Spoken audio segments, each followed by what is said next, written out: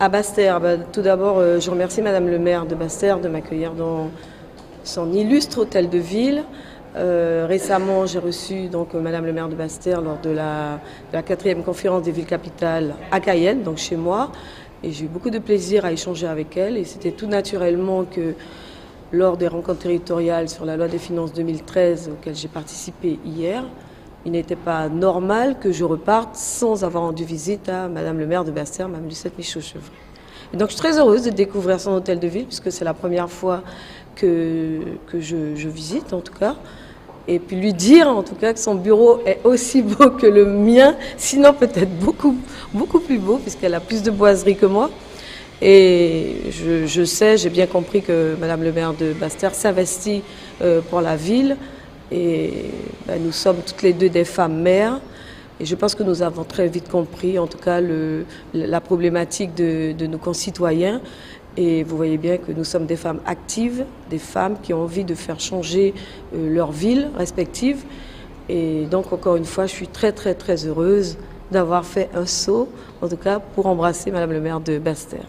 J'ai été frappée en arrivant à Cayenne. Moi, j'ai une longue expérience politique. Elle est toute jeune, elle démarre, de cette approche humaine qu'elle a traité les problèmes de sa ville.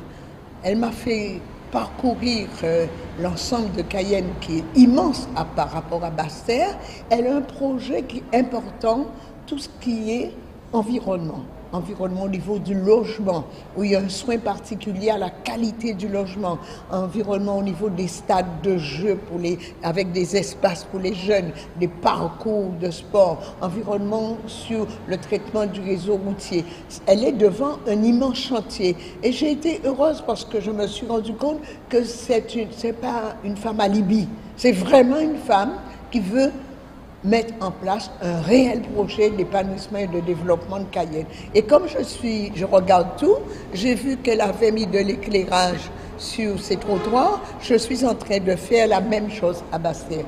Donc c'est vous dire ma joie, parce que je sais que la politique n'est pas facile pour les femmes, mais quand je me rends compte qu'une femme qui consacre autant de temps à connaître des jeunes, à leur parler sur la route, à voir les associations, moi je suis fière d'avoir un élu à mes côtés de cette qualité. Je pense que ça ne sera pas la première rencontre et si je peux l'accompagner, la soutenir, je le ferai parce qu'on a besoin de femmes de cette qualité en politique.